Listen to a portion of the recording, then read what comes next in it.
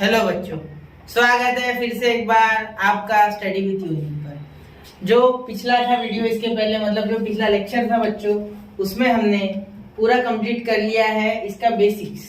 ठीक है, जो ये हम प्रैक्टिस से 2.1 चालू करेंगे, इसका बेसिक्स हमने कंप्लीट कर लिया। उसके जो रिमेनिंग बेसिक्स था थोड़ा बहुत, जो हमें प्रैक्टिस से 2.1 से रोक रहा था, वो है बेटा पाइथागोरस थ्योरम और कन्वर्स ऑफ पाइथागोरस थ्योरम, जो कि हम अभी लेने जा रहे हैं। देखो, पहले तो हम पाइथागोरस थ्योरम लेंगे, बाद में हम लेंगे कन्वर्स ऑफ पाइथागोरस थ्योरम। तो पाइथागोरस थ्योरम क्या है बच्चों? ठीक है, पिछले वीडियो में मैंने क्या क्या कवर करवाया, अगर किसी ने देखा नहीं हो तो देख लो। एक बार मैं बता देता। सबसे पहले मैंने आपको बताया 30, 60, 90, 45, 45, 90 मेन चीजें बता रहा हूँ। ठीक है, साथ ही मैंने आपको ज्योमेट्रिक मेन करवाया लास्ट में, और बीच में मैंने आपको कराया similarity and right angle triangle theorem. ठीक है, तो चलो हो गया ना। चलो, पूरा वो रिकैप दे दिया आपको। अब चलिए शुरू करते हैं पाइथागोरस थ्योरम के साथ। ठीक है, तो चलिए शुरू करते हैं। In a right angle triangle the square of the hypotenuse is equal to the sum of the square of two remaining sides. मतलब जो रिमेनिंग दो साइड्स होती है उसके इक्वल होता है स्क्वायर। देखो, जो रिमेनिंग दो साइड्स होते हैं उसका जो स्क्वायर होता है, जैसे मैंने आपको अभी बताया था, AB का स्क्वायर और BC का square is equal to hypotenuse का स्क्वायर, मतलब AC का स्क्वायर। रिमेनिंग दो साइड्स और हमारा हाइपोटेनस। Hypotenuse is what? पिछले वीडियो में बताया, hypotenuse is the largest side of a right angle triangle. ठीक है, तो उसके रेशियो के इक्वल, मतलब ये AC के स्क्वायर के इक्वल AB का स्क्वायर प्लस BC का स्क्वायर होगा। मतलब इन दोनों का स्क्वायर मिला के इस अकेले के स्क्वायर की इक्वल होगा। ठीक है, ये है पाइथागोरस थ्योरम। तो सबसे पहले यहाँ मैंने इसमें का गिवन ले लिया बच्चों। देखो, गिवन क्या है? गिवन है in triangle ABC, angle ABC equal to 90, मतलब एक राइट एंगल ट्रायंगल दिया हुआ है जिसका नाम है ABC और उसका एंगल 90 डिग्री है। टू प्रूफ क्या है बेटा? AC का square is equal to AB का स्क्वायर प्लस BC का स्क्वायर, मतलब AC मैंने बताया ना आपको, हाइपोटेनस का स्क्वायर, हाइपो का square is equal to one side square plus other side square. समझे? तो यही बताना है हमें। ठीक है, इसके पहले आपने ऐसे सीखा इसको, मतलब 8 या 9 की बात करा। ठीक है, कंस्ट्रक्शन, ड्रॉ परपेंडिकुलर से एक बीडी ऑन साइड AC। अब यही कंस्ट्रक्शन क्यों भाई? क्या इसने क्या कुछ खुद ने किया है? नहीं, इसके पहले हमने क्या सीखा था बेटा? Similarity and right angle triangle. ठीक है, तो उसमें हमने देखा था कि इस तरीके का कुछ ट्रायंगल होता है, ये राइट एंगल ट्रायंगल, और इसमें कुछ ऐसे वर्टेक्स से 90 डिग्री वाली लाइन निकलती है। तो उसी लिए हमने ऐसा कुछ किया है जिससे कि हम वो थ्योरम इसमें यूज करें और उसके बाद पाइथागोरस थ्योरम हम प्रूफ करें। ठीक है, समझ गए? तो चलो प्रूफ लिखते हैं अब। तो प्रूफ क्या है इसका? चलिए शुरू करते हैं प्रूफ। देखो, सबसे पहले हमें वो जो similarity right angle triangle theorem है वही लगाना है इसमें, क्योंकि इसीलिए हमने ये इतनी मेहनत करके यहाँ BD is perpendicular to AC लिया है। ठीक है, ये इसका मीनिंग ये है कि BD is perpendicular to AC। ठीक है, तो अब लगाएंगे सबसे पहले यही इन ट्रायंगल ABC। प्रूफ हमें करना है ये। ठीक है, रेड कलर से कर देते हैं इसे। देखिए, ये जो रेड कलर में है ये हमें करना है बेटा प्रूफ। ठीक है, तो in triangle ABC, angle ABC equal to 90 degree. ये क्या है बेटा? गिवन है। क्या है? गिवन है। देयरफॉर बाय सिमिलैरिटी, ऐसे बाय लिखने से अच्छा डायरेक्टली लिखते, similarity and right angle triangle theorem. ठीक है, ये N है, ट्रायंगल थ्योरम। तो क्या हो जाएगा इससे? Triangle ABC similar to triangle, देखो triangle ABC similar to triangle ADB। मैंने आपको बताया ना अभी वाटरफॉल, पिछले वीडियो में मैंने आपको बताया था लेक्चर में, कि जैसे आप वाटरफॉल में, वाटर पार्क में जाते हो, स्लाइड पे चलते हो, तो ऊपर से नीचे आते हो, फिर वापस ऊपर चढ़ते हो, तो ADB, और यहाँ नीचे आ गया बेटा तो ऊपर जाना है, तो BDC। समझे? तो सेम प्रोसेस फॉलो करना है। समझ गया ना? याद रखना, ये करस्पॉन्डेंस ना भूलना, सब भूल जाना, लेकिन ये करस्पॉन्डेंस अगर भूल गए तो थ्योरम का बेड़ा गर्क है।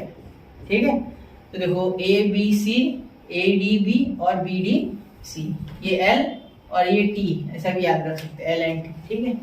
चलो आगे इसे दे देंगे नंबर 1। क्या दे देंगे? नंबर 1।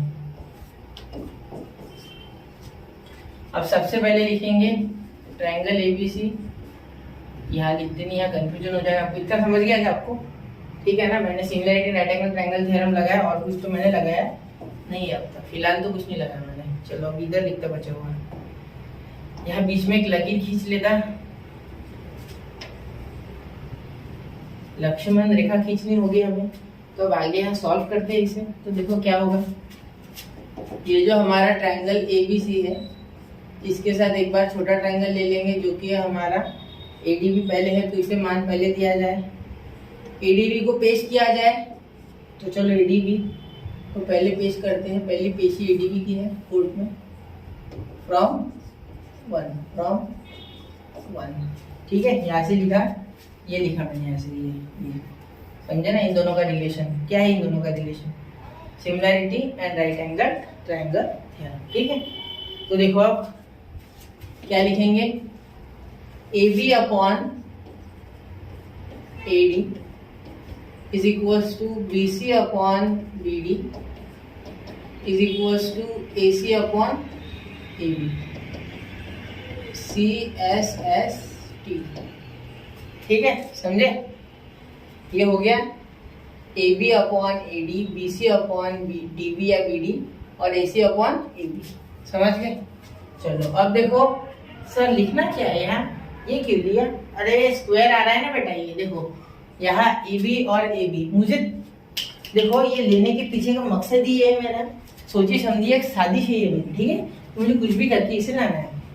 तो जब किसी ने ये पहली बार किया होगा तो उसने ऑब्जर्व किया होगा कि ये प्रोसेस करने से हो जाता है, ठीक है। वैसे भी आप छोटे ट्रायंगल लेंगे तो कोई फायदा नहीं है, क्योंकि इसमें कोई भी छोटे ट्रायंगल की साइड है नहीं, कॉमन सेंस की बात है। मेरे पास भी नहीं था स्टार्टिंग में, धीरे धीरे आता है ज्योमेट्री में कॉमन सेंस, ठीक है, समझ रहे हो ना। चलो तो ये नहीं है, ये नहीं था। तो बड़े वाले ट्रायंगल के साथ कुछ झोल करना पड़ेगा, तो बड़े वाले को छोटे दोनों के साथ मिला के देखते, तो ये मिल गया।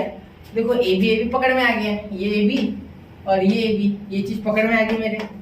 तो यहाँ में लिख सकता है कि AB upon AD is equal to AC upon AB। तो इसीलिए मैं लिख सकता है AB का square, AB into AB square, और ये AC इंटू AD। ये हो गया मेरा नंबर 2, समझ गए यहाँ तक। तो AB तो मिल गया, BC की खोज करते हैं। चलिए खोज शुरू करें BC की, ठीक है। तो triangle ABC, similar triangle BDC,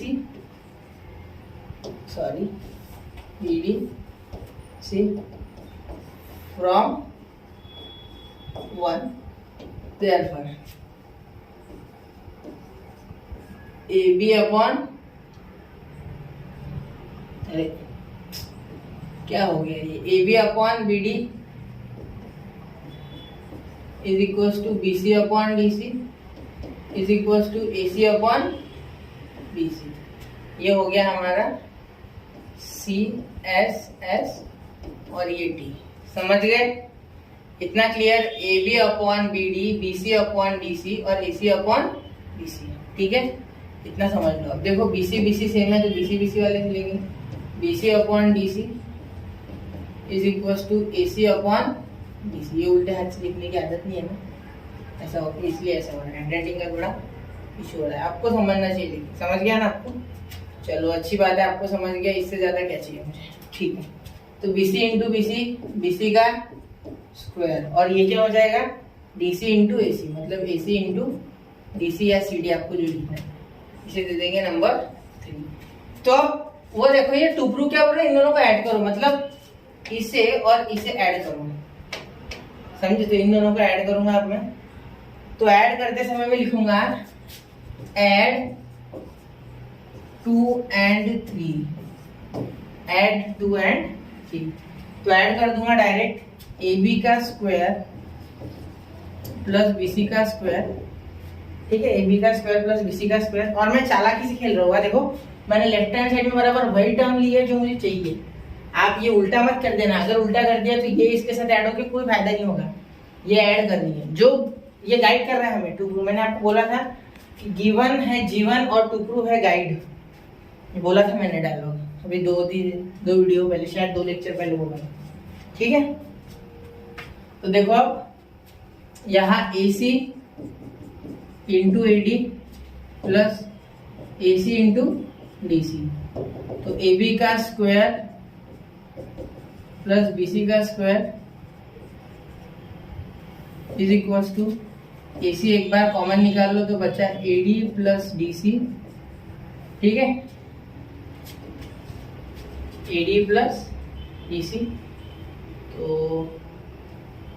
अब देखते हैं, थोड़ा इसे छोटा कर लेता हूँ जिससे कि जगह मिल जाए मुझे लिखने की। क्या आपको दिख रहा है क्लियर? हाँ दिख रहा होगा शायद, एक बार चेक कर लो, दिख रहा है। तो देखो AB का स्क्वायर प्लस BC का स्क्वायर, ये स्टेप में बच्चे बड़े गड़बड़ करते हैं।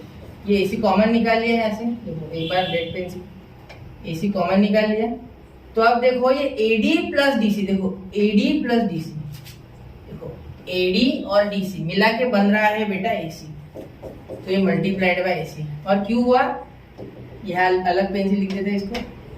A, D और C कैसे थे? कोलिनियर थे। कैसे थे बेटा? कोलिनियर थे। देयरफॉर AB का स्क्वायर प्लस BC का square is equal to AC का स्क्वायर। समझ गए?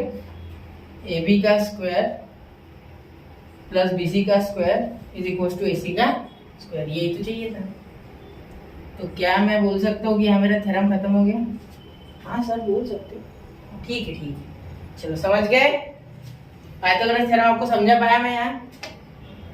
चलो यार पाइथागोरस थ्योरम खत्म। कन्वर्स ऑफ पाइथागोरस थ्योरम की तरफ बढ़ दे, यहाँ आप इसका स्क्रीनशॉट निकालो। चलिए चलो आगे, ठीक है चलो। तो आपके 10 मिनट में आपने एक थ्योरम कर लिया है कवर, आसपास 10 मिनट लगे होंगे मेरे हिसाब से, है ना। तो देखो अब ये थ्योरम थोड़ा कन्वर्स ऑफ पाइथागोरस थ्योरम, अब इसमें क्या है, inner triangle if a square, मतलब उसके उल्टा। उसमें क्या करना था कि हमें AC square is equal to AB square plus BC square करना था ना, इसमें दिया होगा वो, देखो उल्टा है, AC square AB square BC square इसमें दिया है, ठीक है, ऑलरेडी दिया है। तो हमें प्रूफ क्या करना है कि एंगल ABC 90 है, मतलब ये इस बार 90 डिग्री का ट्रायंगल है, ये मतलब राइट एंगल ट्रायंगल है, ये प्रूव करना है, ठीक है।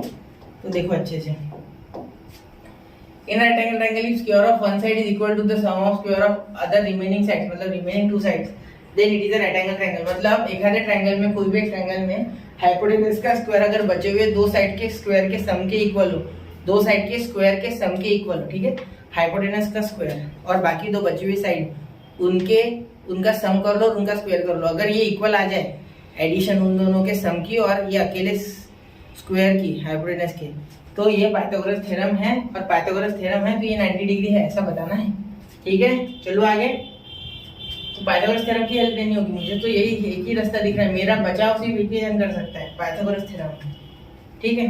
चलो शुरू करते हैं, फिर हो रहे आगे, चलो ठीक है, इसे तो मिटा देंगे। चलो करो शुरू। तो चलो अब देखो गिवन तो पता ही है आपको, क्या दिया है, एक ट्रायंगल ABC दिया है, ये दूसरा ट्रायंगल की तरफ सोचो मत, देखो मत फिर, ये कंस्ट्रक्शन वाला ABC, तो इसमें AC का square is equal to AB square plus BC square, ठीक है, ये दिया हुआ है, जो पिछले बार हमने प्रूव किया इसमें दिया हुआ है। एंगल ABC 90, ठीक है। मैंने कन्वर्स इसलिए एकदम से उठा लिया ताकि आपको दोनों में कंपैरिजन कर पाओ और क्या उल्टा है क्या नहीं ये भी देख पाओ। तो ABC 90 प्रूव करना है कि ये राइट एंगल ट्रायंगल है, ये यहाँ ऐसे साइन दिया हुआ, ये करेंगे, ठीक है। तो देखो अब कंस्ट्रक्शन क्या किया मैंने, इसमें बड़े यूनिक तरीके से किया हुआ है। ये देखो एक ट्रायंगल लिया है, ठीक है, जो सारी चीजें सेम रखता है, मतलब ये और ये साइड भी सेम है इसकी, ठीक है, लेकिन एक ही चीज नहीं है इसके पास, वो है ये 90 डिग्री लिया और ये 90 लिया नहीं, क्योंकि ये कंस्ट्रक्टेड बाय ऐसा, ये कंस्ट्रक्शन है। क्या है बेटा? ये कंस्ट्रक्शन, क्या है? कंस्ट्रक्शन, समझे। तो कंस्ट्रक्शन में आप कुछ भी कर सकते हैं, ऐसा कुछ नहीं रहता कि ये कंस्ट्रक्शन करना है, भाई अजम्पशन जैसे कुछ भी हो सकता है, वैसे कंस्ट्रक्शन भी।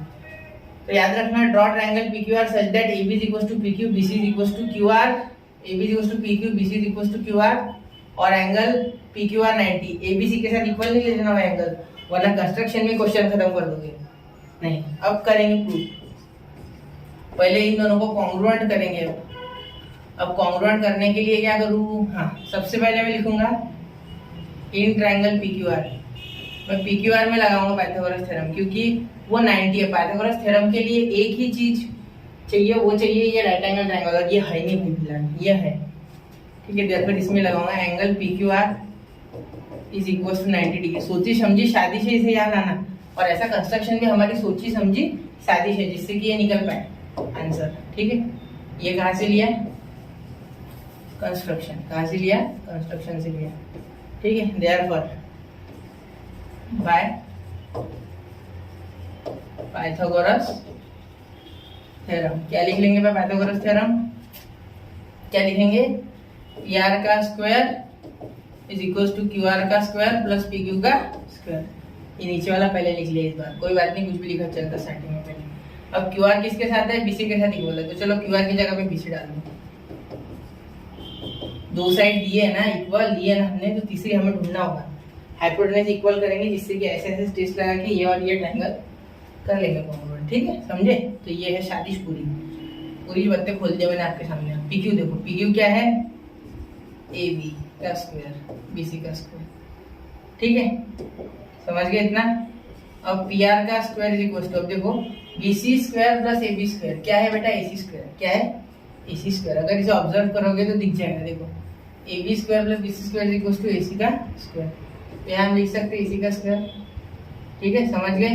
Therefore by taking square root on both side, therefore by taking square root on both side, हम क्या लिखेंगे आगे, therefore by taking square root on both sides PR is equal to AC। PR और AC equal आ गया, इसको number 1 दे दो चाहिए था ठीक है। अब दो साइड तो थी हमारे पास, तीसरी पे आ गई। देयरफॉर इन दो ट्रायंगल्स को क्या हम कॉन्ग्रुएंट कर सकते हैं, जिससे कि हम बोल पाए कि ये PQR जितना है उतना ABC है। तो चलो देखते हैं, in triangle ABC।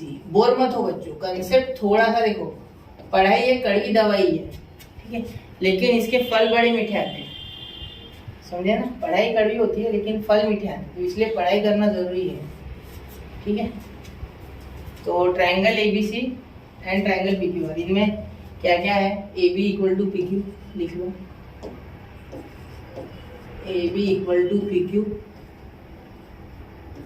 BC equal to QR और PR इक्वल टू AC। मतलब कॉन्ग्रुएंट का साइन देते ना, ये तो गिवन था तो जम गया डायरेक्ट, पर गिवन नहीं था, सॉरी कंस्ट्रक्शन था। क्या था, कंस्ट्रक्शन था। और ये क्या है, फ्रॉम 1 से लाया मैंने, from 1। Therefore triangle ABC congruent triangle PQR। कौन सी टेस्ट बेटा, S टेस्ट लगाई, समझे। अब ये हो गया। अब क्या मैं लिख सकता हूँ, angle ABC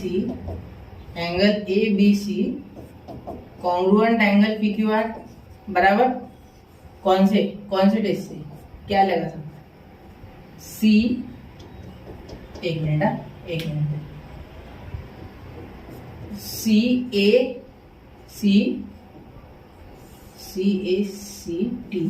corresponding sides of congruent triangle ठीक है।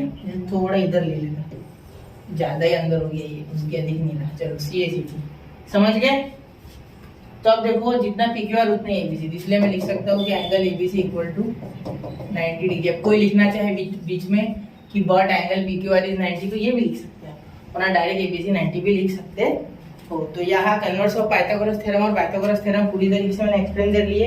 चाहिए तो इसका स्क्रीनशॉट मार लो, सॉल्यूशन तो टेक्स्ट बुक में भी है, लेकिन एक्सप्लेन थोड़े एक दो स्टेप मैंने अपने मन से ऐड कर लिए, जिससे कि आपको आगे जाके जब बुक खोलो समझने में आसानी जाए। खुद के नोट्स बनाए जिससे कि आपको आसान जाए आगे, और खुद से करने की कोशिश करें एक बार बिना देखे, तो आपको धीरे धीरे ऐसे सारे थ्योरम याद हो जाएंगे। वरना बच्चे मुझसे पूछते कि टाइम पे कैसे, तो टाइम पे कुछ नहीं होता बेटा, पहले से मेहनत करनी होती है।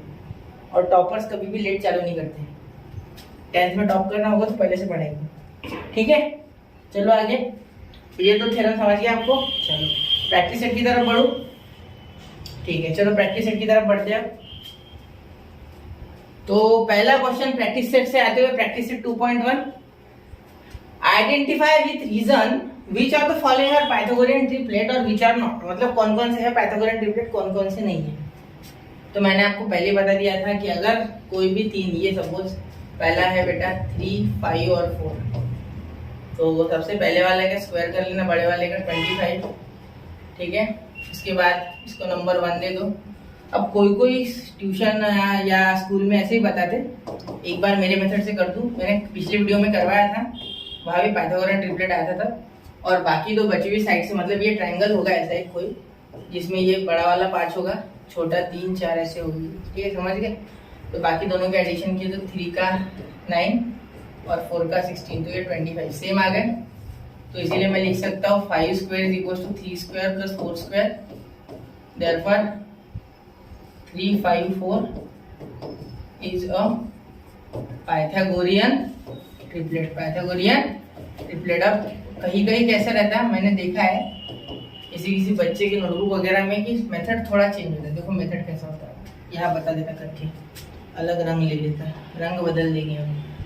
ये आपको रंग नहीं बदलना है, इसमें रंग बदलूंगा मैं, कमेलियन रंग बदलते हैं वैसे। ठीक है, तो देखो 5 का स्क्वायर इज इक्वल टू 3 का स्क्वायर प्लस 4 का स्क्वायर। अब मुझे इसमें लॉजिक नहीं लगता है, ऐसा होता है कि मैंने देखा है। ठीक है, मैंने देखा है कोई ऐसे लेता है, फिर बाद में उसे लास्ट में ऐसे अगर ये इक्वल प्रूव होता है तो करता है, वरना ऐसे लिख देता है।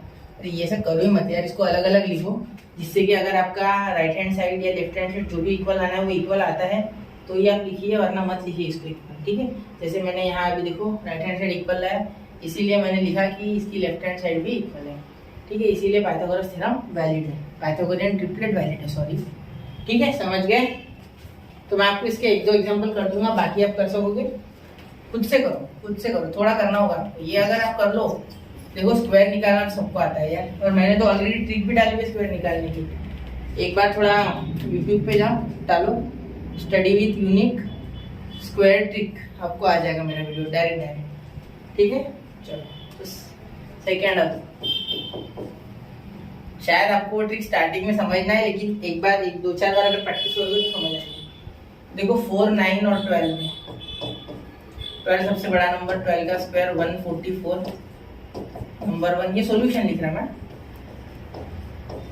आगे 4 का स्क्वायर प्लस 9 का स्क्वायर, 4 का 16, इसका 81, नहीं आने वाला, 97 नहीं इक्वल है।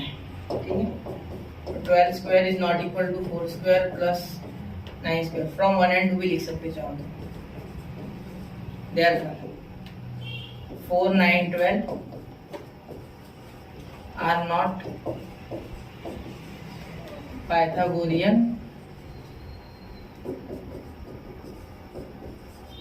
triplet। समझे? are not Pythagorean triplet। आगे जानना है आपको? ठीक है, अब सर 5, 12, 13 भी कर दो। ठीक है, एक और करके देता हूँ, बाकी 3 आप करना, ये और ये होमवर्क। नहीं आए बता देना, ठीक है, मैं करवा दूंगा वो भी फिर। तो 3, 5, 12 और 13। ठीक है, देखो 5 का स्क्वायर, सॉरी सबसे बड़ा 13, 13 का स्क्वायर 169, इसका 5 का स्क्वायर प्लस 12 का स्क्वायर, 5 का 25, 12 का 144, क्या 169 आएगा, 961 आ गया। तो ये हो गया 2, फ्रॉम 1 and 2 इक्वल हो गए, तो इसीलिए ये पाइथागोरियन ट्रिपलेट है। Therefore 5, 12, 13 is a Pythagorean triplet है ये। ठीक है, समझ गए। चलो आगे के ये 3 आप कर लें। ठीक है, ऐसे ही है। इसमें सबसे बड़ा नंबर है बेटा 74, इसमें है 27 और इसमें है 61। करोगे ना, यकीन है मुझे, कर लोगे, आसान है, बहुत आसान है। ठीक है, चलो आगे। ठीक है, थोड़ा कैलकुलेशन हार्ड लग रहा है, इसलिए आप कर लेना। ठीक है, समझे ना। चलो आगे। नहीं समझा बता देना। तो सेकेंड क्वेश्चन करते हैं अब, ठीक है, इसी एक्सरसाइज का सेकेंड क्वेश्चन। तो देखते हैं इसे क्या हो सकता है इसके साथ। अब इसे देखते समय मैं समझ गया कि इसमें ज्योमेट्रिक मीन लगेगा। क्यों अब आप बोलोगे सर ऐसे कैसे ज्योमेट्रिक मीन लगा रहे डायरेक्ट, पता नहीं, कुछ नहीं पढ़ा है। तो देखो ये जो है हमें NQ पूछा हुआ है। क्या पूछा है? NQ। जब भी ये पूछेंगे तब सीधी सीधी बात है, ज्योमेट्रिक मीन के सिवा दूसरा कोई रास्ता नहीं है। प्रॉपर्टी ऑफ ज्योमेट्रिक मीन या थ्योरम ऑफ ज्योमेट्रिक मीन के सिवा ये कभी निकलेगा नहीं, ठीक है, दूसरा रास्ता ही नहीं है। अब निकालने का दूसरा रास्ता भी है कि मैं पूरे ट्रायंगल सिमिलर करूं, फिर बाद में उनको जोड़ू, अरे कोई जरूरत ही नहीं है ना।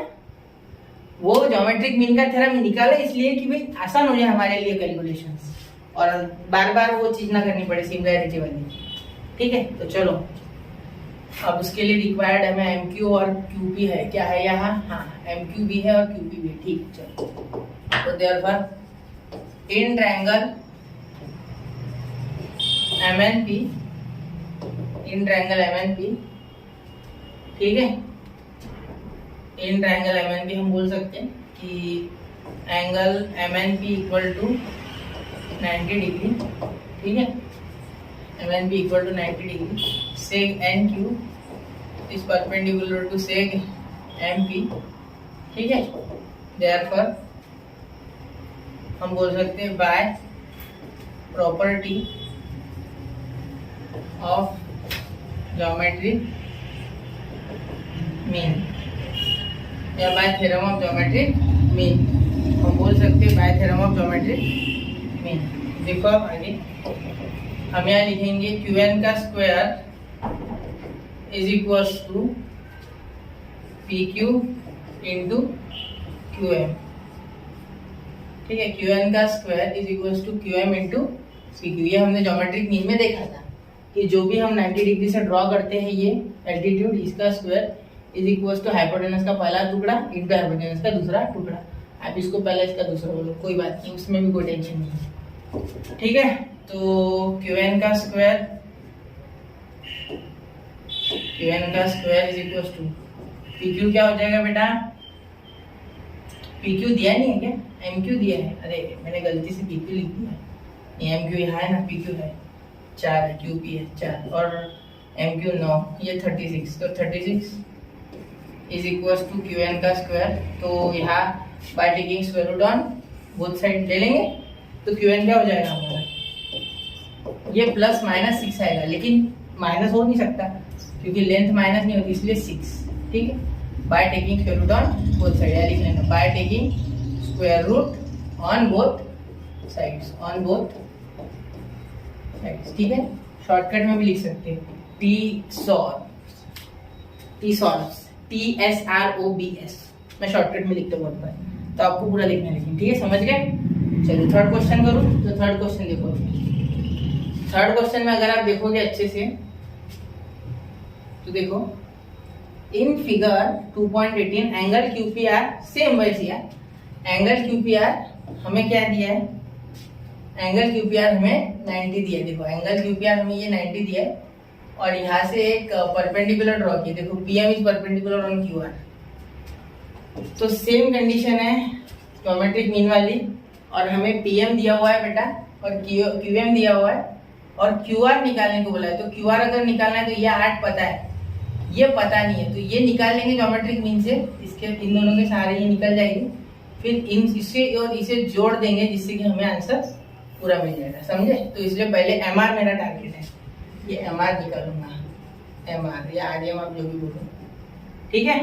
तो शुरू करूं, देखो in triangle QPR, angle QPR equal to 90 degree, ये क्या है? गिवन देयर बाय प्रॉपर्टी या थ्योरम आप जो लिखो, by property of geometric mean QR का square is equal to, sorry QR में PM का स्क्वायर, PM का square is equal to Q M into R M या एम आर, आप जो भी बोलो। तो पी एम क्या है हमारा बेटा 10,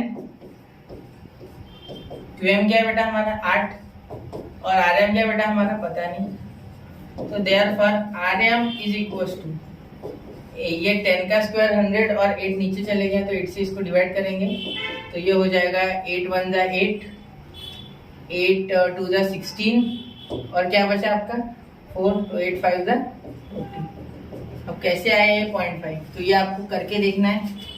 8 से 100 को डिवाइड करो, देखो 8 1 जा 8, आराम से शांति से 20, डायरेक्ट भी कर सकता है कोई यार, जिसे टेबल आते होंगे 12 8 जा 96, ऐसा भी चल जाएगा। ठीक है, ये 8 2 जा 16, 4 0, पॉइंट का 0 आ गया, 5 जा 40। ये भी आप कर सकते हैं, ये भी हो सकता है, आपकी इच्छा है वो। तो ये 12.5 हो गया। अभी हमें क्यू आर निकालना था, क्यू आर हमें आर एम नहीं निकालना था, तो क्यू आर क्या हो गया बेटा, Q R is equal to R M plus Q M. आप किसी भी सीक्वेंस में लिख सकते हैं, उसमें कोई कुछ प्रॉब्लम नहीं है। तो क्यू एम और आर ये क्या है, कोलिनियर है। क्या है, कोलिनियर। ये गिवन था, ये गिवन था क्योंकि देखो ये गिवन था, क्या था, गिवन था, इसीलिए हम लिख सकते हैं कि क्यू आर इक्वल टू, ये आर एम कितना आया 12.5, ये कितना है 8, तो 12.5 plus 8 is equal to Q R equal to 20.5 unit. समझे मेरी बात अच्छे से, प्यार से। तो यार 3 क्वेश्चन हमारे खत्म हो गए, अब फोर्थ की ओर बढ़ते। तो चलो फोर्थ क्वेश्चन देख लो। फोर्थ क्वेश्चन इसका बेटा हमारा 30 60 90 की प्रॉपर्टी के ऊपर बेस्ड है। तो चलो देखते हैं इसे, उड़ा देते इसे भी जल्दी से। तो शांति से प्यार से इसकी तरफ देखो। तो देखो ये जो है इसमें हमें 30 के अपोजिट वाली साइड दी हुई है और हमें निकालने को बोला है आरपी और पीएस। ठीक है, तो चलो निकल जाएगी, कोई बात नहीं। 30 के अपोजिट वाली दी है ना, तो मैं रिलेशन निकाल लूंगा उसका हाइपोटेनस के साथ, और हाइपोटेनस के साथ रिलेशन निकालने के बाद ये एंगल मुझे लग रहा है कि 60 होगा। क्यों, क्योंकि ये 30 है, ये 90 है, तो 30 और 90 हो गए 120, 120 टोटल एंगल होते हैं 180।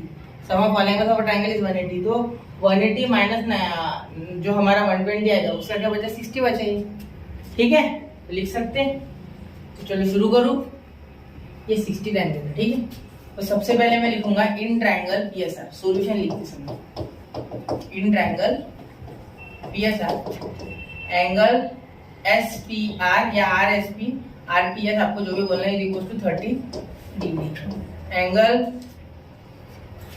पीएसआर इक्वल टू या आरएसपी इक्वल टू 90 डिग्री। ठीक है, ये दोनों क्या था, गिवन था। क्या था, गिवन था। Therefore angle SRP equal to 60 degree. क्यों 60 डिग्री बेटा, क्योंकि 60 डिग्री क्यों है, समझ गए ना। सम ऑफ ऑल एंगल्स मैंने पहले ही बता दिया चालू करने से। Sum of all angles of a triangle is 180। ठीक है, तो 120 इन दोनों का मिला के 120, 180 में से कट गया 60 बचे। देखो 30 प्लस 90, जिसको नहीं समझा उसके लिए 120। तो ये 180 में से अगर 120 गायब करोगे तो कितने बच गए, 60। चाहो तो साइड में अच्छे से निकाल लो ये मिटाता भी नहीं लगेगा। ठीक है, समझ गए, ये मिटाता नहीं, आप देख लेना एक बार। ये sum of all angles of a triangle, ये जो हमें गिवन थे उनकी एडिशन की, तो जो बचा हुआ था 60 वो आ गया। ठीक है, तो इसलिए लिख सकते हैं आपकी triangle PSR is a 30 60 90 triangle. ये 30 60 90 वाला ट्रायंगल है, इसलिए therefore by property of 30 60 90, by property of 30 60 90। ठीक है, जो एसआर है, मतलब जो आरएस है या एसआर है, जो भी आप बोलो, आरएस इज इक्वल टू 1/2, क्योंकि ये 30 के अपोजिट साइड है। ये देखो ये 30 के अपोजिट है, ये जो आरएस है ना ये 30 के अपोजिट है, 30 के अपोजिट। देखो 30 के अपोजिट है, इसलिए RS is equal to half of the hypotenuse. Hypotenuse कौन है, ये पीआर है। ठीक है, तो हाफ पीआर या आरपी, यह आरपी लिखा था, आरपी। तो आरएस हमारा 6 है, ये दिया हुआ है 6। ठीक है, समझ गया ना। तो 6 ये 2 इधर मल्टीप्लाई और ये आरपी, देयरफॉर आरपी आ गया हमारा 12 यूनिट। क्या आ गया? 12 यूनिट। 12 यूनिट क्या आ गया? 12 यूनिट। समझे? 12 यूनिट यहाँ आ गया हमारा आरपी। समझे? अब हम निकालेंगे दूसरा वाला जो कि कौन है हमारा? पीएस। क्या निकालना है? पीएस भी निकालना है। तो यहाँ मैं लिख लूं 30 के अपोजिट ये साइड है, ऐसे लिखूंगा साइड अपोजिट टू 30 डिग्री। अब इधर लिखूंगा मैं साइड अपोजिट टू 60 डिग्री। तो सबसे पहले साइड कौन सी है देख लो, 60 के अपोजिट बेटा ये है पीएस। कौन सी है? पीएस। ये मैंने निकाल दी पीएस। समझे? तो पीएस इक्वल टू √3/2। √3/2 क्या? हाइपोटेनस मतलब पीआर, मतलब पीआर। पीएस कितना आ गया? √3/2 इंटू पीआर कितना है बेटा? पीआर है हमारा 12 मतलब आरपी। तो ये कट गया इस पे 6 पे, 2 से 6 बार कटा, तो पीएस आ गया 6√3। क्या आ गया? 6√3 यूनिट। समझे? यहाँ साइड अपोजिट टू 60 डिग्री लिखना मत भूलना, साइड अपोजिट टू 60 डिग्री। समझे? तो आप वो अपोजिट को कंप्लीट कर लेना। ठीक है, चलो आगे 5th क्वेश्चन पे। स्क्रीनशॉट निकालना था, निकल गया। चलो आगे, ठीक है। चलो बढ़ रहा हूँ 5th क्वेश्चन की ओर। 5th क्वेश्चन देखो, अब इसमें भी कोई ज्यादा मुश्किल नहीं है, तो एक्टिविटी है, सीधा ही लिखना है इसमें। देखो बड़ा कर लेता हूँ इसे।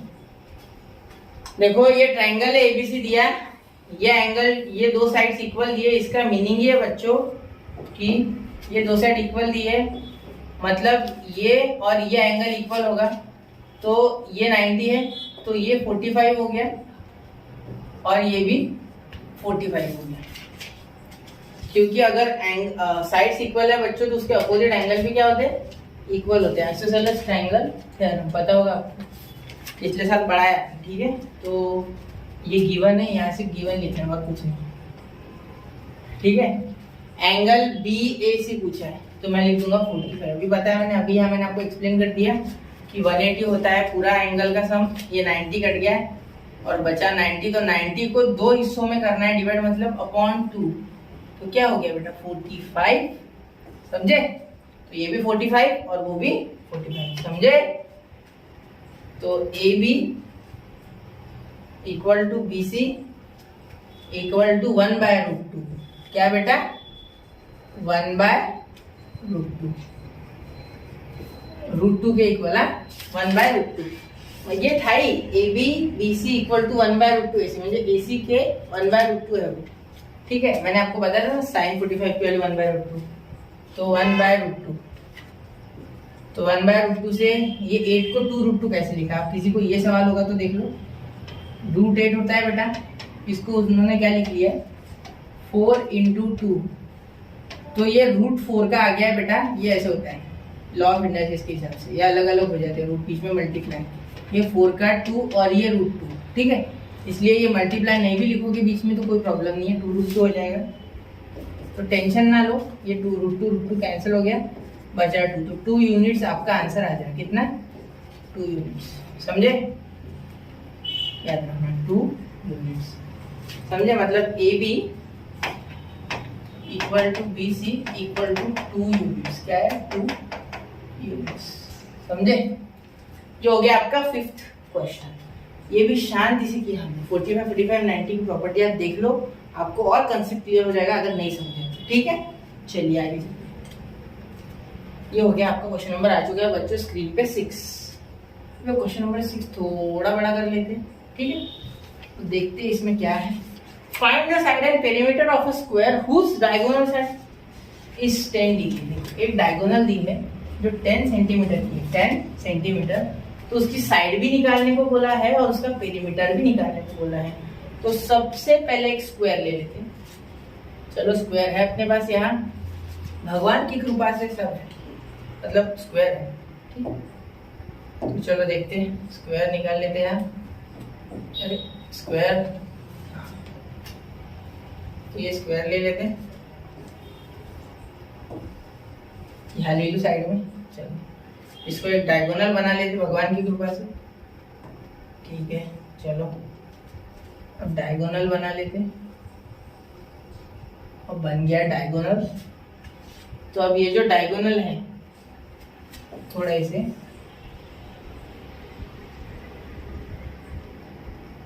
थोड़ा हाँ, अब समझ रहा है कौन से रंग में लूं? ब्लैक दिख रहा है। चलो देखो, अब इसको मैं ये बोलता हूँ, ये दिया है इन्होंने 10 सेंटीमीटर, 10 सेंटीमीटर ये डायगोनल, ये जो डायगोनल है ये, ठीक है, ये कितना दिया है 10 सेंटीमीटर। अब बोला क्या है कि इसकी साइड निकालो एक और इसका पेरीमीटर निकालो, मतलब परिमिति निकालो, पूरे के पूरे साइड का एडिशन बताओ। तो चलो बता देते क्या है उसमें। ये स्क्वायर है, इसका मतलब सारे एंगल 90 है। ठीक है, तो सबसे पहले ये लिख लेते, नाम लिख लेते, let quadrilateral ABCD is a given square. Given square मतलब ये स्क्वायर इन्होंने दिया हुआ है मुझे, ABCD। ठीक है, डायगोनल का नाम BD इक्वल टू 10 सेंटीमीटर ले लिया मैंने। चलो यहाँ तक क्लियर। ठीक है, अब आगे देखो, ये ट्रायंगल जो है BDC या BCD और ये जो BAD ट्रायंगल है या DAB ट्रायंगल है, ये दोनों राइट एंगल ट्रायंगल है। तो मैं नीचे वाले के साथ ही खेलूंगा। ये मेरा फेवरेट है BCD, नीचे वाला सही लगता है यार। चलो BCD, तो देखो इन ट्रायंगल BCD, ठीक है, एंगल BCD इक्वल टू 90, क्योंकि ऑल एंगल्स ऑफ अ, यहाँ अगर रीजन लिख सको तो ऐसा लिख लो, all angles of a square are right angles, ऐसा लिख सकते हैं आप चाहो तो रीजन। देयरफॉर बाय, अब इसके साथ और एक चीज अब जो मैंने लिखी नहीं, देखो अब मैं और एक चीज लिखने जा रहा, धमाका करने जा रहा।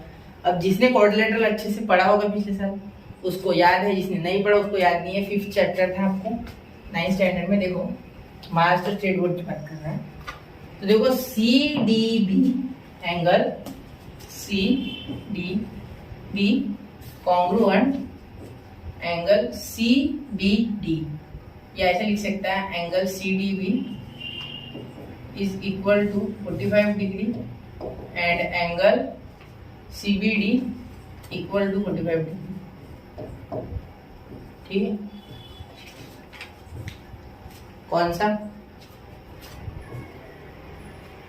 डायगोनल्स, देखो अब जो मैं लिखने जा रहा हूँ देखो ध्यान से, डायगोनल्स ऑफ अ स्क्वायर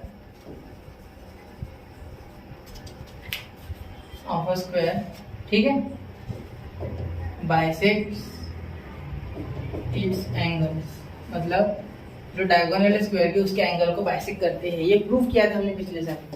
ठीक है, इसलिए मैंने यहाँ इस्तेमाल कर लिया। तो इसलिए मैं लिख सकता हूँ कि triangle BCD is a 45-90 triangle. समझे? तो इसीलिए मैं लिखूंगा बाय 45-90। अब आगे तो पहले से थोड़ा छोटा कर लो जिससे मुझे लिखने में आसानी हो। तो देयरफॉर अब मैं लिखूंगा बाय प्रॉपर्टी ऑफ, बाय जायदाद ऑफ 45-90, प्रॉपर्टी है जायदाद ना। क्या लिखूंगा अब मैं कि जो ये BC और CD है ये इक्वल है, क्योंकि ये आइसोसेलेस राइट एंगल ट्रायंगल है, और ये 1/√2 BD है, और ये साथ ही में 1/√2 BD है। तो क्या मैं लिख लूंगा BC is equal to CD is equal to 1/√2 BD। BD कितना है बेटा? BD है बेटा हमारा 10। क्या है? 10। तो अब इसे अच्छे से यहाँ सॉल्व कर, रेडी?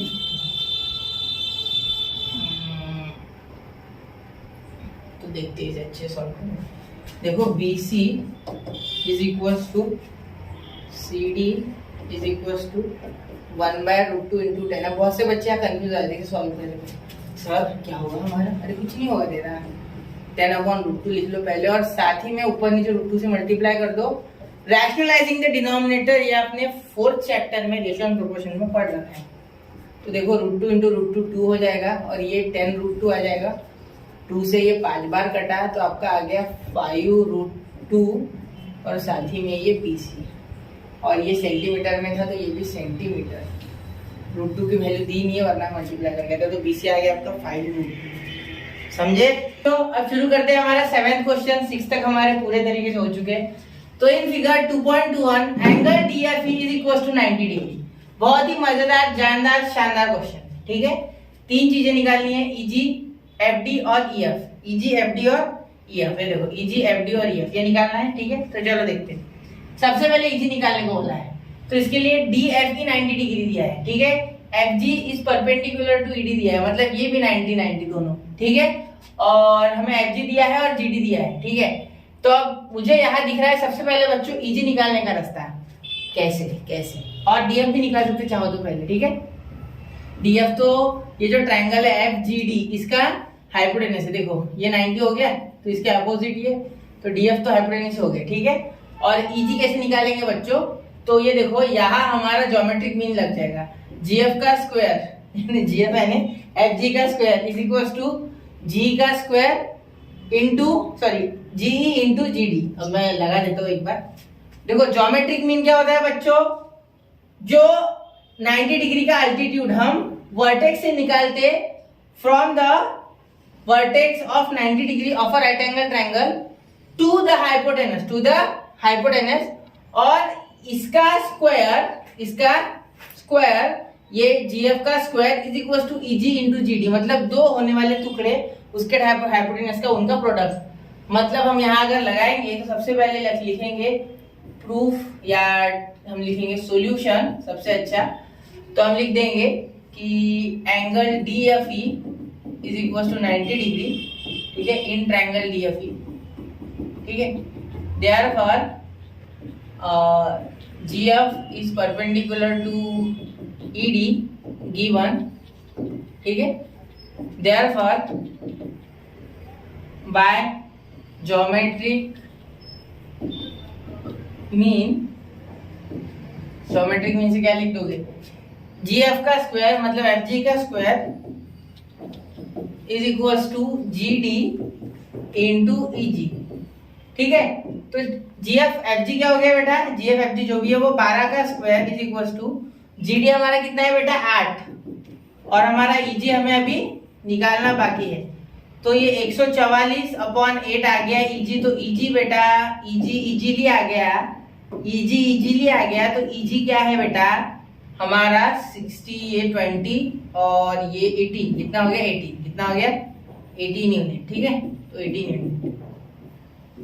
ठीक है, चलो 8 1 8 8 8 16, तो EG आ गया इजीली 18 यूनिट। ठीक है, तो अब क्या निकालना है बच्चों अगला? तो अगला हमें जो निकालना है वो है बेटा, ये नहीं सरका था, पूरा सरका था, ये सरक नहीं रहा अच्छे से। तो यहाँ अब हम EG हो गया हमारा। अब देखो EG के बाद क्या निकालना है बच्चों? FD। क्या निकालना है? FD। अब FD का क्या हो जाएगा?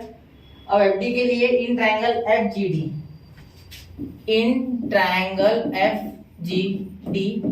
Angle FGD = 90। क्यों? गिवन है, ये तो गिवन है ना, और इसी के कारण वो 90 है। ठीक है, ये 90 इस पे परपेंडिकुलर करके गिवन है, तो इसलिए मैं ये लिख सकता। ठीक है, ये गिवन है। ठीक है, देयरफॉर बाय पाइथागोरस थ्योरम,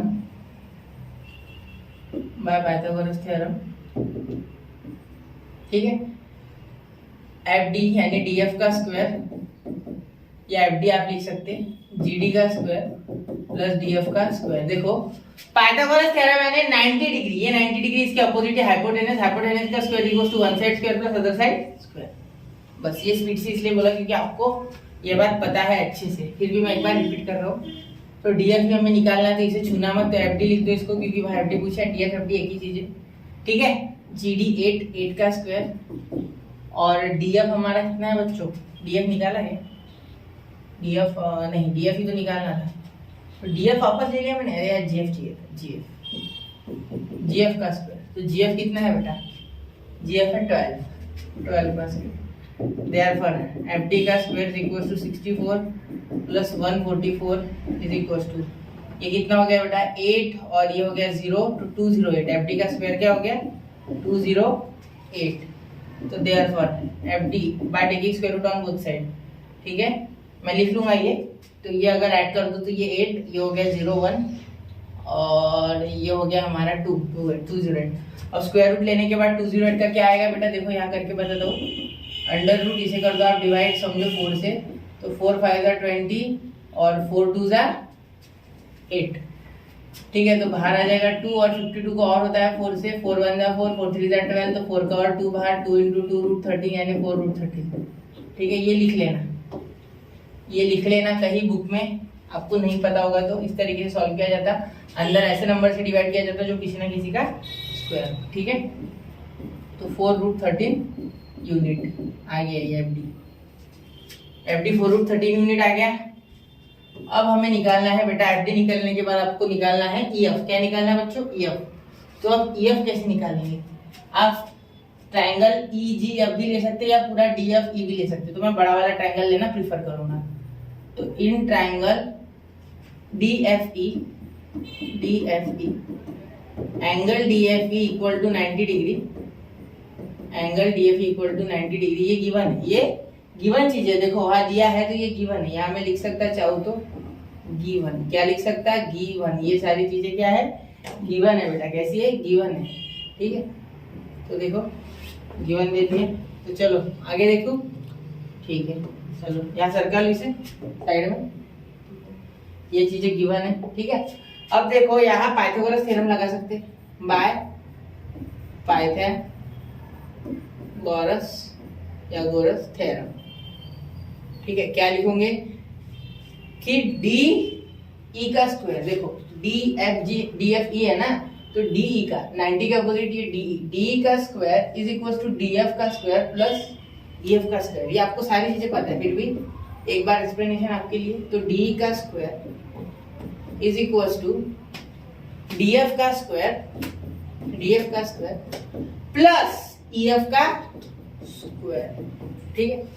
तो देयरफॉर अब D निकालना है हमें, D निकालना है, नहीं D तो दिया है, D शायद नहीं पता, तो हमें GD और EG पता है। देखो GD भी पता है हमें कितना है, GD 8 है और EG 18 है, तो क्या हम D निकाल सकते हैं बड़े आराम से। तो यहाँ लिख देंगे DG प्लस EG, ऐसे लिख दूंगा, ठीक है। क्या क्यों लिखोगे ऐसा, साइड में निकालोगे क्या, यहाँ से वापस जाओगे क्या, नहीं, ये लिख देना कि DE is equal to DG plus EG, और ध्यान देना कि दोनों को ऐसा स्क्वायर दे दो होल ब्रैकेट, क्योंकि इसकी पूरी वैल्यू ये है, ठीक है। और DF कितना है बच्चों, FD हमें पता है 4 रूट 13 का स्क्वायर, और ये EF ही तो निकालना है, तो EF को ऐसे रहने दो, EF का स्क्वायर, देखो EF ही निकालना है, ठीक है।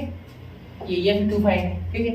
तो अब DG की वैल्यू यहाँ डालो, क्या आगे DG की वैल्यू आपकी, ये कोलिनियर है बच्चों, देखो EGD, इसलिए मैं D को लिख पाया EG इंटू DG, ठीक है, कोलिनियर इसलिए याद रख लेना, ठीक है। तो चाहो तो आप ऐसा भी लिख सकते हैं, एक मिनट, चाहो तो आप ऐसा भी लिख सकते हैं कि ये जो है EGD कोलिनियर है, EG और D ऐसे लिख लो, ये और अच्छा हो जाएगा, कोई प्रॉब्लम आपसे लीगली नहीं होगी इससे, मतलब क्वेश्चन में, ठीक है। तो DG कितना आया भाई, DG दिया है क्या, हाँ 8 दिया है, 8, और EG कितना है भाई, EG तो बड़ा EG है 18 का स्क्वायर, ठीक है। और ये 4 रूट 13, तो 4 का 16 और रूट 13 का 13 और EF का स्क्वायर। ये बता दो आपको इसका राशि कैसे 13 बाहर है, ये आपको पता होना चाहिए वैसे। 26 का स्क्वायर माइनस 16 इंटू 13, तो 16 13 जा, तो 16 इंटू 13, तो 13 का स्क्वायर होता है बच्चों 169, ठीक है, कर ही देता है 8, ये 1, ये 4 0 6 1 8, ये हो गया मेरा 0 1, ये 208, तो ये 208, 16 इंटू 13 मेरा 208 आ गया, इस साइड आ गया, ये तो माइनस हो गया, ठीक है। एक बार चेक कर लेता हूँ मैं, 16 का टेबल हमारा 16 का स्क्वायर में से उसमें से हमारे हो गए माइनस, ठीक है सही है। तो EF का स्क्वायर, ठीक है, तो ये कैसे आ गया ना, तो 4 का स्क्वायर देखो बच्चों 16 और √13 का जो स्क्वायर होता है वो स्क्वायर और रूट कैंसिल कर देता है, दोनों को स्क्वायर मिला है क्योंकि इसका 16 और इसका रूट और स्क्वायर कैंसिल, ठीक है। तो 16 × 13 एक बार करके देख लो, ठीक है। 10 × 13 ये 6 3 18 और वो हो गया हमारा, सही है, ठीक। तो अब देखो ये 26 का स्क्वायर, 6 का हमारा 6 और 3 ये हो गया 12 5 1 4 5 6 7 6 6 7 6 ये होता है, ठीक है। कैसे निकालना, देखो ये 6 का स्क्वायर लिखा मैंने 36 में का 6, ये 3 ऊपर, 6 2 12 और 12 प्लस 6 2 12 12 2 24 24 प्लस 3 27 7 यहाँ 2 ऊपर, ठीक है। 2 का स्क्वायर 4 4 प्लस 2 6। तो ऐसे ये ट्रिक है, ये study with unique square trick डालोगे आपको मिल जाएगी। Into 208 is equal to EF का स्क्वायर। तो देयरफॉर EF का स्क्वायर क्या हो गया बच्चों, यहाँ माइनस करो तो 208, या 16 में से गए तो 8 बच गए, 7 के 6 हो गए तो 6 बच गए, यहाँ 4। तो EF का स्क्वायर होने के बाद यहाँ स्क्वायर रूट लेंगे, जिससे कि रूट के अंदर हमारा आएगा 4 × 117। अब मुझे पता है कि रूट लेने के बाद यहाँ रूट तो लेना था क्योंकि EF निकालना है। तो एक चीज याद रखना कि आज जब रूट लेंगे, ठीक है, तो ऐसे नंबर से अंदर डिवाइड करना इस नंबर को जो कि किसी ना किसी का स्क्वायर हो। तो मुझे 4 दिख गया, तो इसके बाद इसका आंसर जो आएगा बच्चों वो होगा हमारा, क्या आपको दिख रहा है अच्छे से, थोड़ा सा बड़ा करता हूँ, एक मिनट, चलो। तो यहाँ देखो, यहाँ हम इसे लिख लेंगे कि EF थोड़ी टेक्निकल चीजें है ये, इसलिए थोड़ा मुश्किल हो गया, ऊपर नीचे हो गया, सीख ही रहा हो, अभी नया है ना। तो 2 √117 को 9 से डिवाइड होता है बच्चों, 9 1 जा 9 और 9 3 जा 27। तो 2 × यहाँ 3 आ गया बाहर और √13, ठीक है, 13 से होता है। तो ये हो गया 6 9 का स्क्वायर रूट 3 बाहर आ गया, तो 6 √13 यूनिट इतना इसका आंसर आ गया, किसका, EF का। तो अब बढ़ते हैं हमारे 7th क्वेश्चन की ओर। तो 1 2 3 4 5 इसका स्क्रीनशॉट मार लो, चलिए चलते हैं। उस length is 35 and breadth is 12। उसकी लेंथ कितनी है बेटा 35 और ब्रेड्थ कितनी उसकी 12 है। तो चलिए डायगोनल एक रेक्टेंगल बना लेते। इसकी लेंथ 35 ब्रेड्थ 12 और डायगोनल निकालनी है।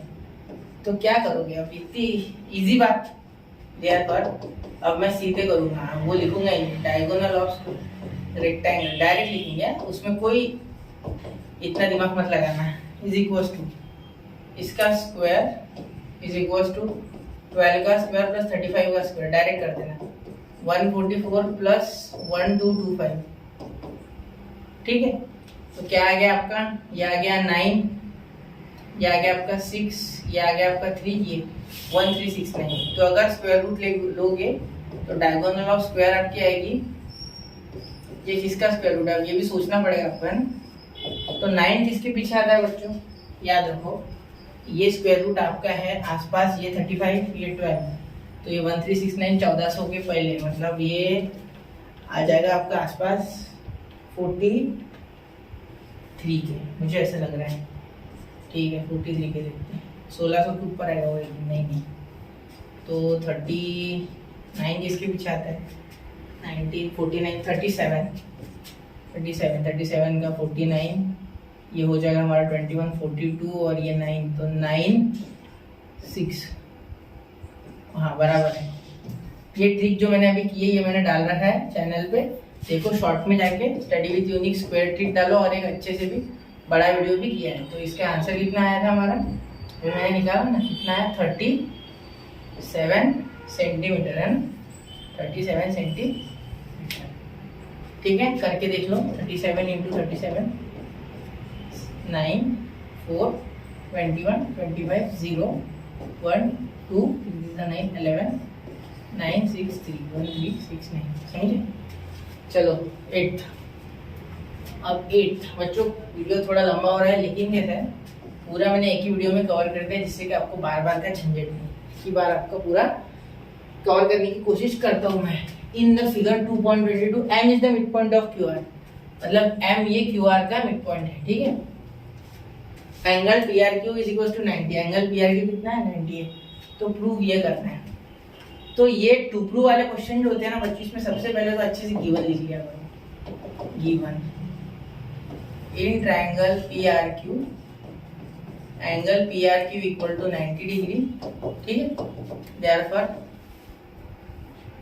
बाय पाइथागोरस थ्योरम, नहीं सॉरी डायरेक्ट सॉल्यूशन नहीं, therefore M is the midpoint of QR, angle PRQ हो गया हमारे लिए, ठीक है। चलो टू प्रूफ क्या है हमारा, PQ का स्क्वायर 4PM का स्क्वायर माइनस 3PR का स्क्वायर, ठीक है। अब प्रूफ देखो, हलवा प्रूफ है इसका, हार्ड नहीं है, याद रखना, डिफिकल्ट नहीं इसका प्रूफ, ये देख के समझ आ। मैंने पहले भी किया है लेकिन मैं याद नहीं रखता, मैंने लर्न नहीं किया है, लर्न कभी नहीं किया जाता, मैथ्स समझा जाता सिर्फ, ये गाइड कर रहा है मुझे बता रहा है कि PQ मेन है, PQ को मत छेड़ना, छोड़ूंगा नहीं वरना, ये ऐसा बोल रहा है, ठीक है। तो सबसे पहले उसमें पाइथागोरस थ्योरम लगाते हैं, इन ट्रायंगल PRQ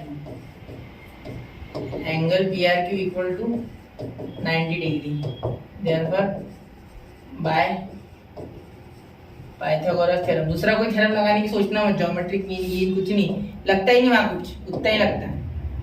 तो कोई PQ का स्क्वायर इक्वल टू PR का स्क्वायर, ज्यादा साइंटिस्ट पना कर दिए तो हो गए, लग गए, आएगा नहीं कुछ, फिर PR square plus QR square, सच में होगा नहीं सॉल्व, ठीक है। इसको लिख देंगे हम नंबर 1, हो गया इतना। PQ square equal to PR का स्क्वायर प्लस QR का स्क्वायर। अब आगे देखो, अब हमारे पास बचता है PM लाना है, मतलब इसमें भी लगाना पड़ेगा पाइथागोरस थ्योरम PM में, क्योंकि ये तो राइट एंगल ट्रायंगल है नहीं, बच्चा वो बेचारा अकेला। तो चलो उसमें इन ट्रायंगल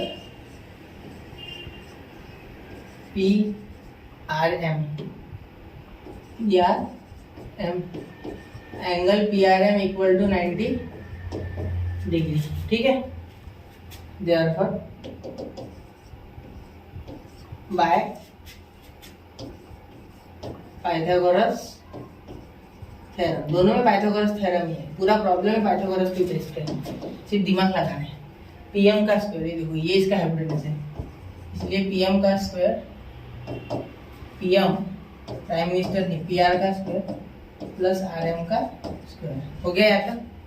चलो PM हो गया। अब देखो इसमें कौन कौन चाहिए, PM चाहिए, PR चाहिए, ठीक है। मतलब वो RM फुगट का आया, उसको हटाओ, ये RM जो है फुगट का आया, ठीक है। यहाँ QR नहीं चाहिए, QR नहीं हटाना है, चलो हटाओ, QR को हटाओ आंदोलन। चलो QR और RM का रिलेशन ढूंढा जाए। चलो QR और RM का रिलेशन क्या है भाई, दिख रहा है क्या कुछ, ये फुगट के आ गई, ये और ये बाकी पूरे हम क्या है, बाकी पूरे मांग रहा है, ये मांग रहा है हमसे PQ चाहिए बेटा मुझे, PM भी चाहिए, PR भी चाहिए, PQ PR भी चाहिए, PR भी चाहिए, PM भी चाहिए, ये फुकट आ गया, ये नहीं, बिन बुलाए 12 दिन होना। देखो इनको हटाने के लिए अब QR का रिलेशन RM के साथ ढूंढना होगा, तो करो ना इस्तेमाल, है हमारे पास ब्रह्मास्त्र है, हमारे पास क्या है, ये ब्रह्मास्त्र, भूल गए उसे, पिक्चर की बात नहीं कर रहा मैं, ठीक है। M is the mid point of QR, therefore, ये लिखने की जरूरत भी नहीं थी, मैंने ऐसे लिखा, तो जोश में लिख दिया, नहीं लिखा डायरेक्टली भी लिख दिया कि हाफ QR के आधा हो भाई, कौन, आर्यम है, मैंने आर्यम ही लिया, मैं एम क्यूब नहीं लूंगा क्योंकि मुझे जरूरत नहीं है। चाहो तो ऐसा भी लिख सकते क्यों भाई, क्यों, लेकिन जरूरत नहीं है तो काय को लिख रहे हैं कि ज्यादा मार्क्स मिलने वाले, ज्यादा लिख के नहीं, मत लिखो, फिर वो चीजें मत लिखो जो काम की नहीं है, ठीक है। अब ये 2 RM उधर चल जाएगा, QR की वैल्यू क्या आ गई 2 RM, मैं RM की वैल्यू हाफ QR, तो RM की वैल्यू हाफ QR में यहाँ डाल दूंगा, ठीक है। पहले तो यहाँ डाल देता है, यहाँ डायरेक्टली लिखता है ये 3, ठीक है। फिर अब क्या मैं एक दूसरे में पूरी वैल्यूज मिक्स मसाला कर दूं, समझ जाएगा आपको, शायद नहीं समझेगा मेरे हिसाब से, थोड़ा सा करना पड़ेगा मुझे और। तो फ्रॉम 2 and 3 लिखता पहले, मैं डायरेक्ट मिक्स कर सकता पूरा तीनों को, लेकिन समझ नहीं पाओगे इतना ब्लेंड, आप ब्लेंड ज्यादा हो जाएगा। पीएम का स्क्वायर बचेगा नहीं, वो पी आर का स्क्वायर, और ये आर एम की जगह पे मैं हाफ क्यू आर लिखता जिससे कि क्यू आर आ जाएगा। ठीक है, तो हाफ क्यू आर का स्क्वायर। ठीक है, तो क्यू आर की वैल्यू बना लेता है 20 के सहारे, तो ये 4 यहाँ आ जाएगा, तो पी एम का स्क्वायर, ये देखो ये यहाँ 4 आ जाएगा, पी आर का स्क्वायर प्लस 1/4, वैसे भी इधर करना ही पड़ता था वो, तो 4 यहाँ चले गया, तो पी एम का square is equal to P R का square upon 4 plus Q R का स्क्वायर अपॉन 4। 4 सेपरेट कर लिया मैंने, पहले इससे क्रॉस मल्टीप्लाई किया, फिर एक 4 आएगा तो उस 4 को सेपरेट कर लिया, तो ये यहाँ चले जाएंगे, तो पी एम का स्क्वायर माइनस पी आर का square upon 4 plus Q are, 1 minute 4, तो ये इसे छोटा कर लेना, लंबा हो जाएगा थोड़ा ये। ठीक है, संभाल लेना,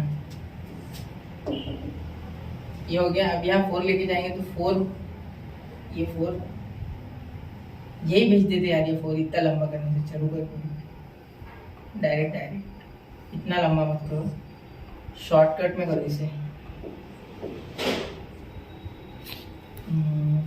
देखो 4 pm का square is equal to 4 pr square plus Q R square. कैसे ये देखो, अब लिखो, अब देखो समझो कैसे कि ये जो क्यू आर है, ठीक है, ये जो क्यू आर है इसके नीचे 4 था तो ये क्रॉस मल्टीप्लाई किया, एक 4 आया, वो 4 इधर भेज दिया मैंने, मतलब ये इसके साथ क्रॉस मल्टीप्लाई किया, फिर ये अपॉन में कॉमन 4 आया तो वो 4 इधर भेज दिया। ठीक है, ये स्टेप नहीं समझी, इधर साइड में लिख देता, पी आर का स्क्वायर प्लस क्यू आर का स्क्वायर, तो यहाँ 4 आ गया, अपॉन 4 आ गया, तो ये अपॉन का 4 मैंने इधर भेज दिया। ठीक है, ये इसको लाल कर देता है, ये यहाँ की स्टेप। ठीक है, तो अब क्यू आर की वैल्यू बन गई, Q R square is equal to 4 P M square minus 4 P R square. ठीक है, इसे दे देंगे नंबर 4, देयरफॉर अब क्यू आर की वैल्यू डालनी है फ्रॉम इक्वेशन 1 and 4, सीधा डाल देंगे, पी क्यू का square is equal to P R का स्क्वायर प्लस क्यू आर की वैल्यू क्या है 4 पी एम स्क्वायर जो कि हमें चाहिए थी माइनस 4 पी आर स्क्वायर। तो डायरेक्टली हमें मिल गई वैल्यू, क्या मिल गई देखो, ये इससे कट गया तो माइनस का 3 बचा क्योंकि ये बड़ा है और ये 4 पी एम स्क्वायर।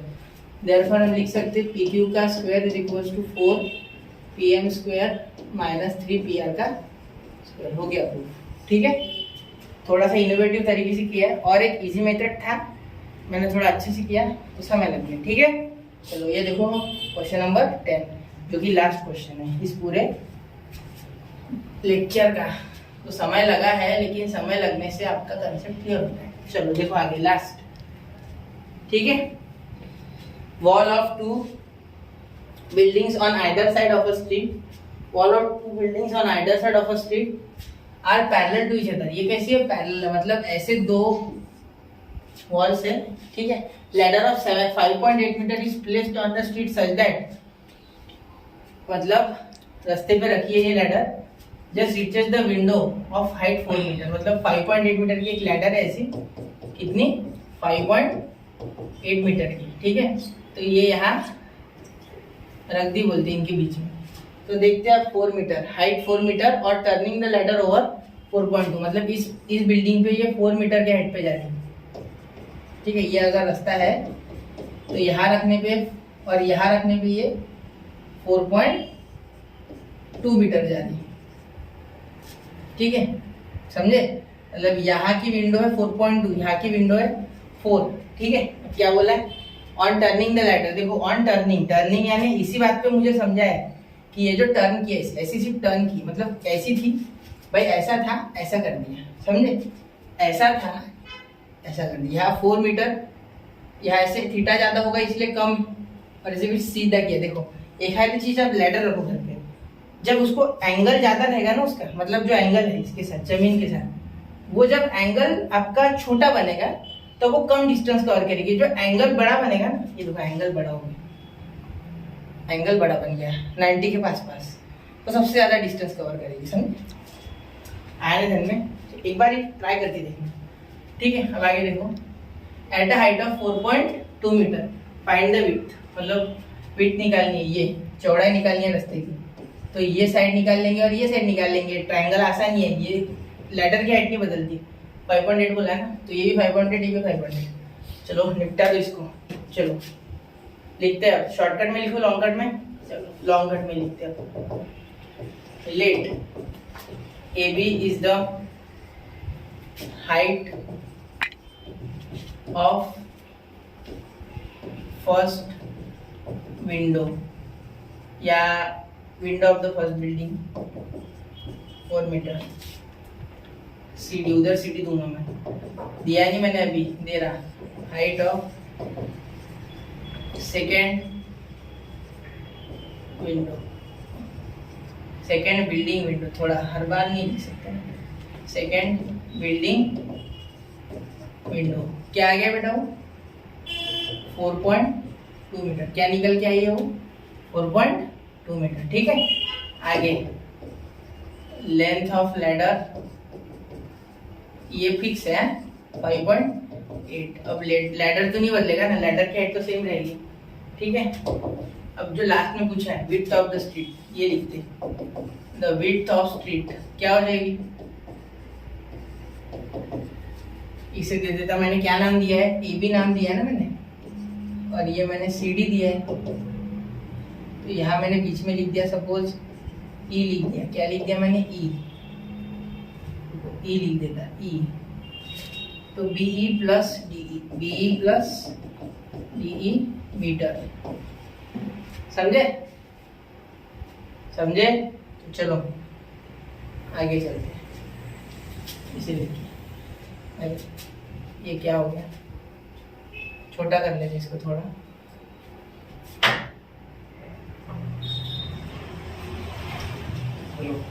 देखो आगे,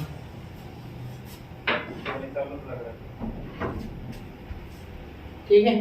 देखो अब लास्ट, देयरफॉर, अब यहाँ मैंने नाम भी ले लिया, तो in triangle ABE, angle ABE equal to 90 degree, therefore AE square is equal to AB square plus BE का स्क्वायर, देयरफॉर A कितना है 5.8 का स्क्वायर, AB कितना है 4 का स्क्वायर, और ये B का स्क्वायर, ठीक है। इसे सॉल्व करोगे ये हो जाएगा, ये बाद में सॉल्व करते, पहले ट्रायंगल लिख लेते इधर वाला, in triangle CDE angle CDE equal to 90 degree, therefore by Pythagoras theorem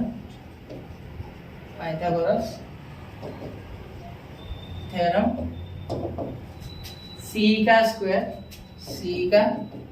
square is equal to ED का स्क्वायर प्लस CD का स्क्वायर, तो C क्या है हमारा 5.8 का स्क्वायर और ED हमारा ऐसे का ऐसा, और CD क्या होता है 4.2 का स्क्वायर। तो देखो अब इन सब का स्क्वायर, तो 5.8 58 का तो मैं आसानी से निकाल सकता, 64, ये 40 और 80 86 6 8 25 और 8 हो गए 33.64।